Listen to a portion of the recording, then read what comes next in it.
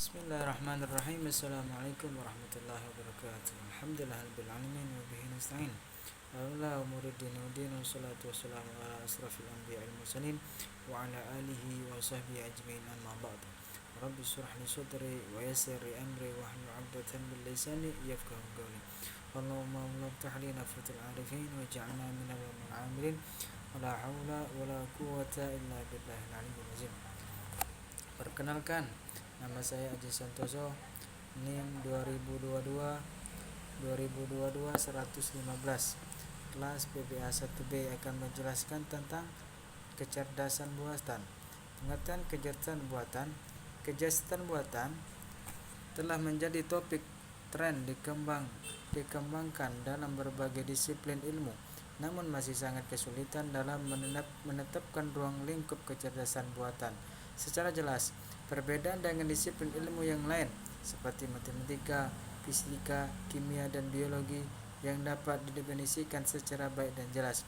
Adapun berikut ini definisi kecerdasan buatan menurut para ahli. Pertama, menurut Buchanan dan Shortleaf, yaitu pada tahun 1985, akan menyatakan bahwa artificial intelligence merupakan cara memanipulasi simbol dalam memecahkan masalah.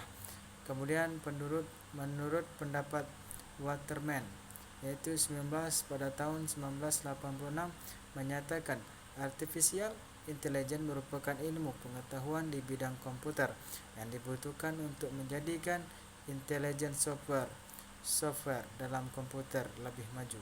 Kemudian pendapat yang ketiga menurut Rees, yaitu pada tahun 1981, menyatakan artificial intelligence merupakan suatu cara untuk menjadikan komputer bisa melaksanakan hal dan dapat memberikan output yang lebih baik. Kemudian keempat, Shotgard dan Marvin Minsky menyatakan intelijen buatan ilmu pengetahuan yang mampu membuat mesin mengerjakan pekerjaan seperti manusia. Kemudian pendapat Slade, yaitu pada tahun 1987, yang menyatakan kecerdasan buatan akan menunjukkan perilaku seperti perilaku manusia apabila dihadapkan dengan masalah yang mirip dengan manusia. Kemudian menurut Chernik dan Detmold, yaitu pada tahun 1985, menyatakan proses pembelajaran akan intelijen buatan menggunakan pendekatan komputasi. Berdasarkan definisi di atas, kecerdasan buatan tidak hanya dibatasi kecerdasan manusia, akan tetapi pada alat atau sistem. Dengan demikian, kecerdasan buatan merupakan kemampuan suatu alat atau sistem yang mampu menyesuaikan untuk mendapatkan sebuah tujuan pada lingkungan yang mampu mempengaruhi perilaku sistem. Kemudian pembahasan kedua itu kita harus mengetahui sejarah kecerdasan buatan. Saat ketika istilah kecerdasan buatan belum dipahami, pada awal tahun 1985, sistem komputer pertama sedang dibangun dan ide-ide untuk membangun mesin cerdas mulai terbentuk. Pada tahun 1950, Alan Turing yang bertanya, memungkinkah sebuah mesin mempunyai kemampuan untuk berpikir, di mana Turing sebelumnya telah memperkenalkan konsep universitas abstrak ekstermin yang biasanya disebut dengan Turing machine. Mesin secara sederhana dapat menyelesaikan tiga persoalan matematika. Untuk membangun ide tersebut, Turing bertanya bahwa jika respon komputer tidak dapat dibedakan dari manusia, maka komputer dapat dianggap sebagai mesin berpikir. Hasil percobaan ini disebut Turing test. Pada Turing test, jika mesin bisa menipu orang dalam memutuskan bahwa itu adalah juga manusia, maka mesin telah lulus tes intelijensi. Salah satu cara untuk berpikir tentang Turing test adalah melakukan komunikasi dengan agen lain dengan menggunakan keyboard. Pertanyaan diajukan agen dengan menggunakan teks tertulis, dan jawaban di berikutnya melalui terminal. Tes ini menyediakan cara untuk menentukan apakah intelijensi telah diciptakan mempertimbangkan tugas yang ada.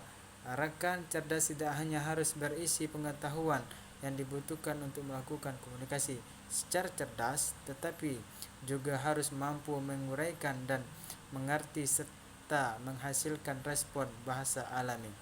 Pertanyaan mungkin melibatkan keterampilan penalaran seperti memecahkan masalah. Jadi meniru manusia akan menjadi sebuah prestasi realisasi penting Turing selama periode ini adalah memulai dari yang kecil, dari menambahkan kecerdasan daripada mengharapkannya terwujud. Turing mengusulkan apa yang disebut Chingmen, di mana agen yang kurang cerdas akan dibuat dan kemudian menjalani program pendidikan. Daripada berasumsi bahwa kita tidak dapat membangun kecerdasan orang dewasa, kita akan membangun kecerdasan anak lebih dahulu dan kemudian memasukkannya dengan pengetahuan, gagasan untuk memulai dari yang kecil dan pada level yang lebih rendah. Ini sesuai dengan ide-ide selanjutnya. Otak manusia itu kompleks dan tidak sepenuhnya dapat dipahami. Berusaha keras meniru akan semakin sulit untuk tahap awal. Maka Turing memulai hal yang lebih kecil, yaitu pada anak. Turing menyebut ini argumen lembaran kosong. Seorang anak seperti buku catatan yang penuh dengan lembaran kosong, tetapi merupakan suatu mekanisme di mana pengetahuan disimpan.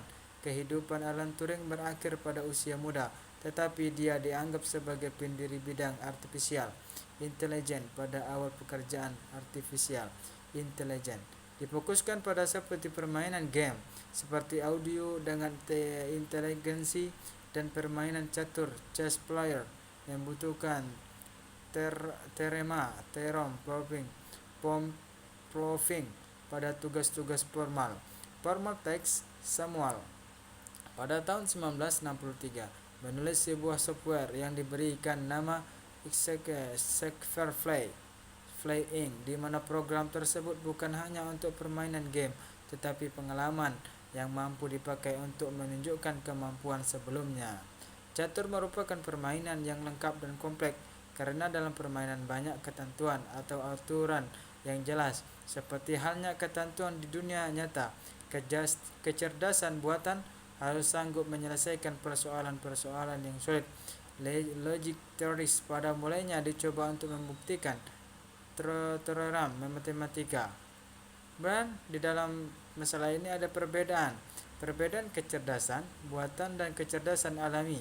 Di kelebihan kecerdasan buatan, pertama, A. Mempunyai sifat lebih permanen. Kecerdasan alami selalu mengalami perubahan dikarenakan sifat manusia pelupa. Artificial intelligence tidak dapat mengalami perubahan selama sistem atau program tidak mengubahnya.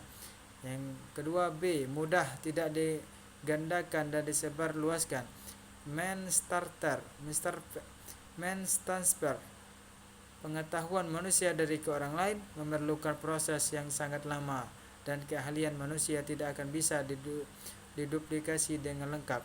Sedangkan pengetahuan yang berada sistem dapat disalin dengan komputer tersebut dan dapat dipindah ke komputer lain dengan mudah.